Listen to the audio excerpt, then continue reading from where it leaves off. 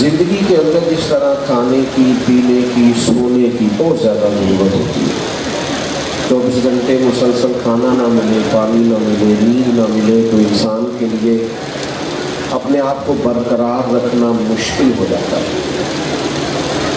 اس طرح یہ ساری چیزیں بڑی ضروری ہے جینے کے لیے. اسی طرح جینے کے لیے محبت کی بھی بہت زیادہ ضرورت ہے.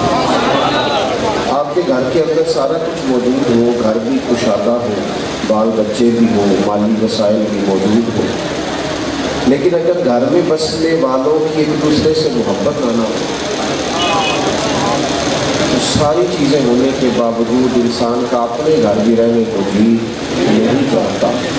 لیکن مکان کچا ہو، وسائل تھوڑے ہوں، حالات اگرچہ کمزور ہوں، پر گھر کا ماحول محبت والا ہو تو وہاں گزارا بڑا اعلیٰ ہو جاتا ہے. آپ کسی جگہ جاب کرتے ہیں تو میں عرض کر رہا تھا کہ نوکری اپنے شہر میں ہو، سیلری پیکج بھی اچھا ہو، ساری سہولیات ہوں، لیکن جس جگہ ہم ڈیوٹی کرتے ہیں اس جگہ جو عملہ رہتا ہے اس سے ہماری محبت نہ ہو تو اس جگہ ساری سہولیات کے باوجود انسان نوکری نہیں کر پاتا، اس کے لیے مشکل ہے. لیکن میں نے دیکھا ہے کچھ لوگوں کو ترقی مل رہی ہوتی ہے، تنخواہ بڑھ رہی ہوتی ہے، لیکن یہ شرط ہوتی ہے کہ تبادلہ کرانا پڑے گا تو وہ کہتے ہیں کہ یار میں یہی ٹھیک ہوں، ذرا دوستوں سے پیار ہے. یہ محبت جو ہوتی ہے نا یہ انسان کو قرار دیتی ہے. یعنی آپ سے کوئی بندہ، تو مجھے بڑی بات یاد رہ گئی کہ کسی شخص نے کسی سے کام کہا، ہم دیسی لوگ ہیں نا ساتھ، تو کسی نے کام کہا تو اس نے ذرا سخت جواب دیا تو کہنے لگا یار لینا دینا تو مقدر ہے، بولتے پیار میں بات تو محبت سے کرنا، تیرا لہجہ تو ٹھیک ہونا چاہیے، باقی ساری چیزیں تو نصیبوں سے. ہمارے نا آہستہ آہستہ لہجے تلخ ہو گئے، ناراض بڑا رہتے ہیں لوگ، بڑا ناراض، جس سے پوچھ لو وہ ناراض ہی ہے. کوئی محلے داروں سے ناراض ہے، کوئی دوستوں سے ناراض ہے، کوئی علماء سے ناراض ہے، کوئی مشائخ سے، کوئی سیاستدانوں سے، کوئی پولیس والوں سے، کوئی واگڈا والوں سے، کوئی کسی سے، سارے ناراض ہیں. اس کا نتیجہ یہ نکلتا ہے کہ ماحول میں گھٹن پیدا ہوتی ہے، معاملہ تکلیف والا ہو جاتا ہے، چیزیں آزمائش کا شکار ہو جاتی ہیں. لیکن اگر ناراضگیاں چھوڑی جائیں، شکوے کی بجائے شکر کا مزاج اختیار کیا جائے، شکر جو ہوتا ہے یہ انسان کی طبیعت میں قرار لاتا ہے. انسان سمجھتا ہے مجھ پر اللہ کی نعمتیں ہیں، اللہ کے احسانات ہیں، مالک نے مجھے نوازا ہوا ہے. خدا جانے بلندی ہے کہ پستی، پر جہاں میں ہوں وہاں کوئی نہیں. انسان کو یہ چیزیں، محبت کا لب و لہجہ مقام شکر کی طرف انسان کو لاتا ہے. اپنی طبیعت کو، مزاج کو محبت والا کرے. اللہ تعالیٰ نے مخلوق کائنات بڑی اعلیٰ بنائی ہے، اگر ہمارا لہجہ پیار والا ہو جائے تو ہمیں بڑے سارے لوگوں میں خوبیاں نظر آنی شروع ہو جائیں. بڑے سارے لوگ، آپ کو اللہ کی مخلوق حسین لگنے لگے گی اگر آپ کا مزاج پیار والا ہے. اور اگر آپ کا لہجہ تنقید والا ہے، ناراضگی والا ہے، تو پھر سارے بندے ہی فلانے نے میرے ساتھ یہ کر دیا، فلانے نے یہ زیادتی کر دی، فلانا یہاں برا ہے، پھر آپ کو اینڈ تک لوگ برے نظر آئیں. اپنے مزاج کو، طبیعت کو، یہ دیکھیں گرمی کتنی ہے اور اب ظاہر ہے مشقت میں بیٹھے، لیکن اگر ابھی بھی سوچے پیار والی ہو گئے تو یہاں اب اتنی بڑی تعداد میں آپ لوگ موجود ہیں، آپ یقین کریں باہر سے ٹھنڈی ہوا نہ بھی چلے تو اندر سے ٹھنڈی آنی شروع ہو جائے. لیکن تھوڑا سا نا طبیعت کو محبت والا، پیار والا، قرار والا، سکون والا بنایا جائے. اپنے اندر ٹھہراؤ، محبت بردباری لاتی ہے، تحمل لاتی ہے، پیار لاتی ہے. کیا کہا اللہ کے محبوب علیہ السلام؟ حضور کریم فرمانے لگے مومن ہوتا ہی الفت والا ہے. فرمایا اس میں کوئی خیر نہیں، نہ محبت کرے نہ اس سے محبت کی جائے. زندگی پیار والی بنائے، پیار والی. قرآن مجید نے فرمایا اہل ایمان اللہ سے محبت کرتے ہیں. یہ جو لوگ ساری رات سجدوں میں گزار دیتے تھے نا، یہ رب سے پیار ہو گیا تھا تو اتنے لمبے سجدے کرتے. ورنہ تو بڑے بڑے دینی لوگ ہیں، محفلوں میں آپ گھنٹہ بٹھائیں بیٹھے رہیں گے، نماز کا ٹائم آتا ہے تو نکام یاد آ جاتا ہے. انہوں نے کہا بڑے بڑے سیانے بندے اللہ ماشاء اللہ چھپتے پھرتے ہیں. اگر محبت الہی نصیب ہو تو پھر ہوتی ہے سیدنا عثمان غنی رضی اللہ تعالیٰ عنہ کی طرح ساری رات تلاوت، پھر ہوتی ہے ساری رات عبادت، پھر امام حسن اور حسین کی طرح لوگ 25-25 حج کرتے ہیں، مدینے سے پیدل مکہ حاضر ہوتے ہیں۔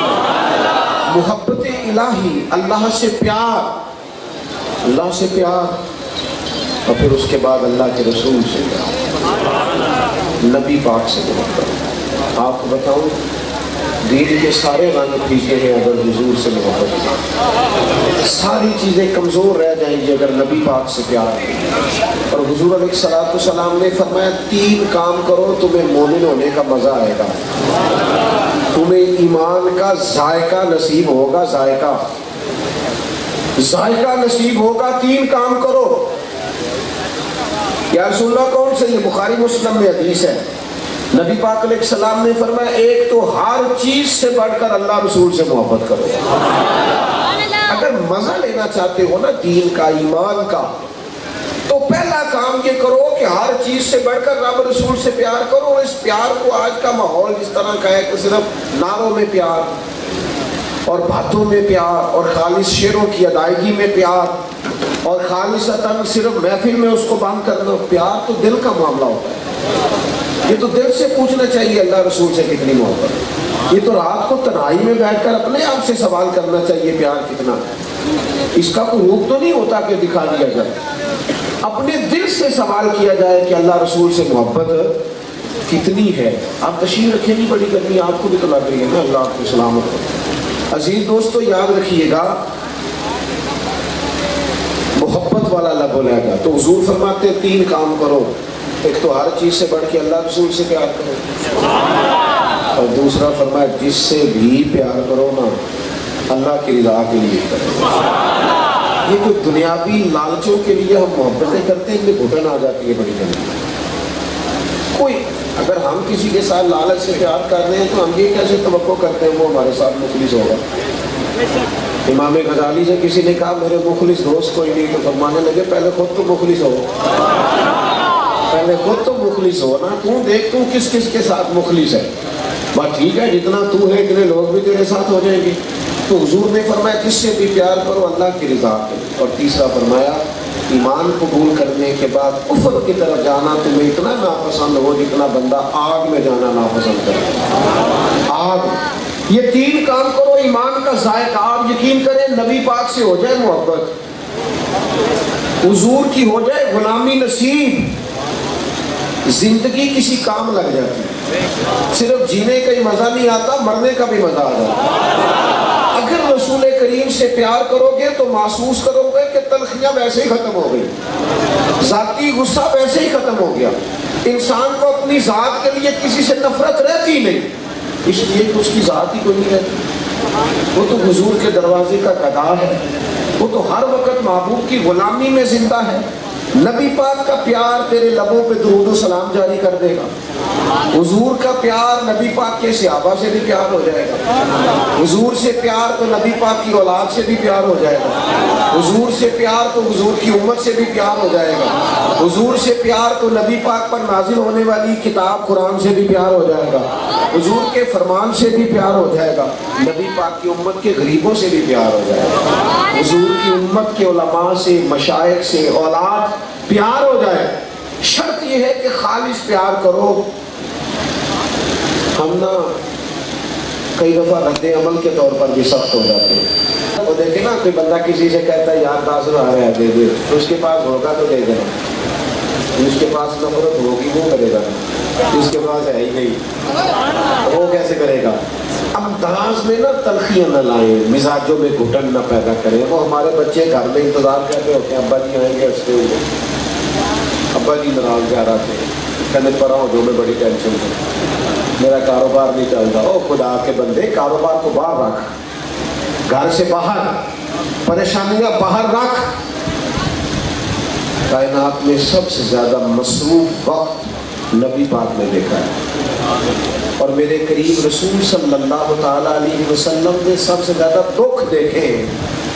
لیکن آپ غور کر سکتے ہیں کہ محبوب پاک تو اپنے نواسوں کو کندھوں پہ بٹھاتے تھے، حضور تو مسجد میں اپنی اولاد کو نواسیوں کو ساتھ لے جاتے. حضور کی سب سے بڑی نواسی حضرت امامہ بنت زینب جناب زینب کبریٰ کی بیٹی.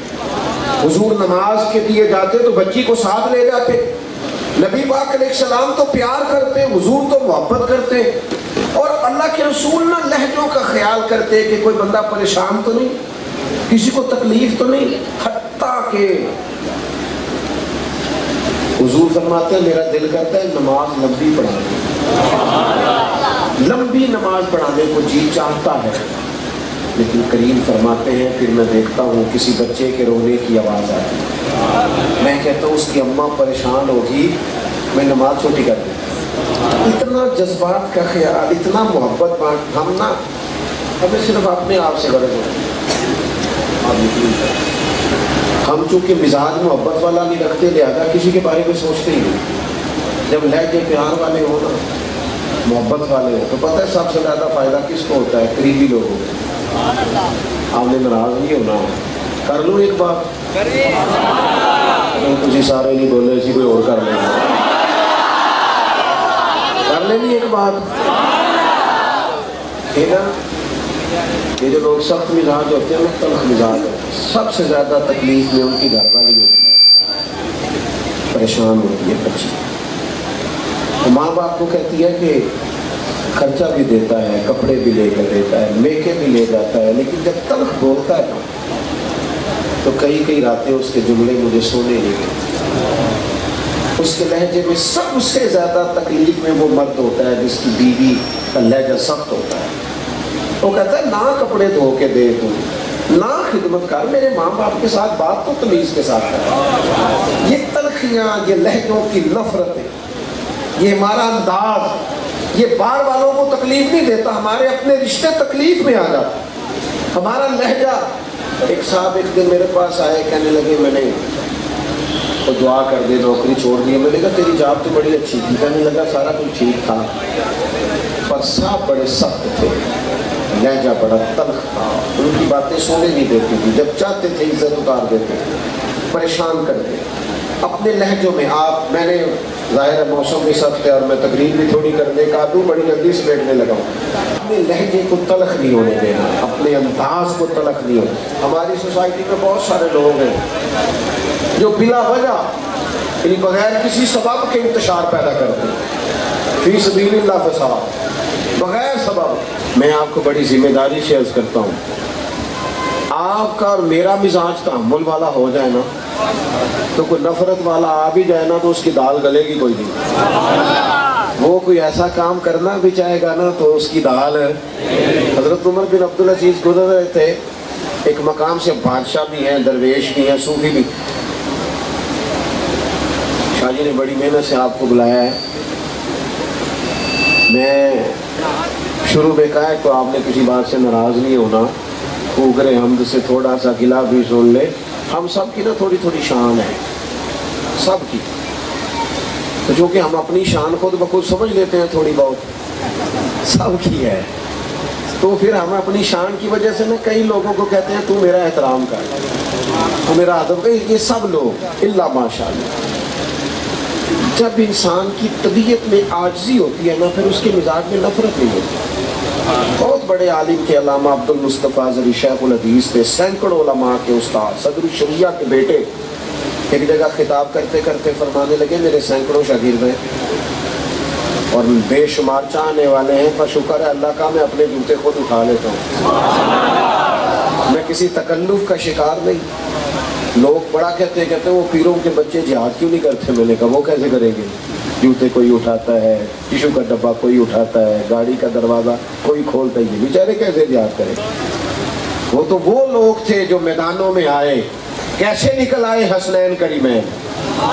اس لیے کہ 7.5 سال 8 سال عمر تھی تو 3 دن کے ان کی اماں مسلسل روزے رکھواتی تھی. نبی پاک نے فاقہ مانگ کے لیا, انہوں نے بچپن سے جد و جہد سیکھی تھی.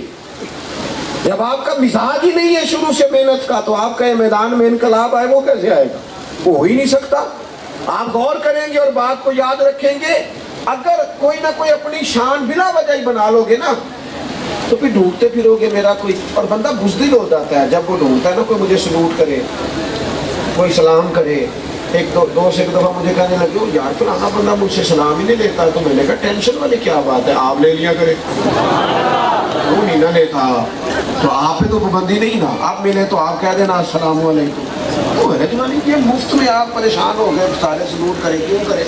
وجہ غور کیجیے گا بات پر. حضرت عمر بن عبدالعزیز گزر رہے, بس میں بات ختم کرنے لگا ہوں. جناب عمر بن عبدالعزیز گزر رہے تھے, رات کا ٹائم تھا, ایک بابا جی سوئے ہوئے تھے رستے میں فٹ پاتھ پہ. تو لکڑی کے جوتے جناب عمر نے پہنے تھے, کھڑاؤں جن کو کہتے ہیں. بابا جی کے پیر پہ پیر آ گیا جناب عمر بن عبدالعزیز کا. تو اچانک ٹکر ہو جائے نا موٹر سائیکل کی گاڑی کی, تو لوگ فوراً کہتے ہیں اندھے ہو اور تیرے دستا نہیں. حالانکہ سمجھ آ رہی ہوتی ہے جو گاڑی چلا رہا ہے اسے نظر آتا ہے تو چلا رہا ہے, لیکن فوراً لوگ سوالیہ نشان کھڑا کر اندھا ہے تو.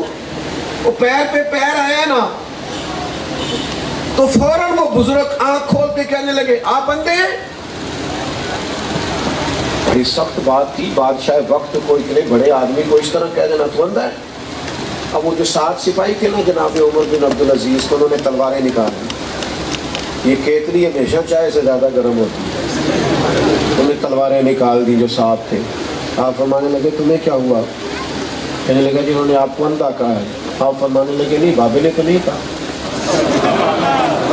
میں نے جناب کہا ہے. فرمایا نہیں کہا. جناب کہا ہے. فرمانے لگے بابا تم سے باتیں کر رہا تھا مجھ سے کر رہا تھا. جی باتیں تو آپ سے کر رہے تھے. کہنے لگے نادانو, بابا جی نے تو ایک سوال پوچھا ہے. سوال پوچھا انہوں نے پوچھا آپ اندھے تو نہیں, تو میں نے کہہ دیا نہیں مجھے نظر آتا ہے. اس میں جھگڑے والی کون سی بات ہے؟ بات تو 2 حرفی ہے نا کہ تم اندھا تو نہیں, تو اس کا جواب کیا ہے؟ نہیں مجھے نظر. رٹا ڈالنے والی بات ہے کوئی اس میں, وہ رٹا ڈالنے والی بات ہے. ہم نا بلا بجا کے رٹے, وہ فلانے نے مجھے یہ گل کی تھی, پھر کی یہ یاد یہ کرنی سی. کوئی عربی لوگ باتیں کرتے ہیں. اب اس پہ جناب آپ کی چونکہ شان بڑی ہوتی ہے لہذا آپ پریشان ہو جاتے ہیں. میں حضرت موسیٰ علیہ السلام نے اللہ کی بارگاہ میں عرض کی مالک میں چاہتا ہوں ہر بندہ میرا ذکر خیر سے ہی کرے, ہر بندہ مجھے اچھا کرے. اور آپ کریم نے فرمایا میرے کلیم یہ تو میں اپنے لیے بھی نہیں چاہتا, کوئی ضروری ہے سارے لوگ ہی اچھا کریں. نکل آئے. آپ نے محبت کرنی ہے, لہجے میں پیار رکھنا ہے. اور میں آپ سے عرض کروں گا بالخصوص اپنے بزرگوں کے بارے میں, جب بندہ بوڑھا ہو جاتا ہے نا اس میں کچھ بچپنے کی عادتیں لوٹ کے آتی ہیں, اس کی طبیعت جلد باز ہو جاتی ہے.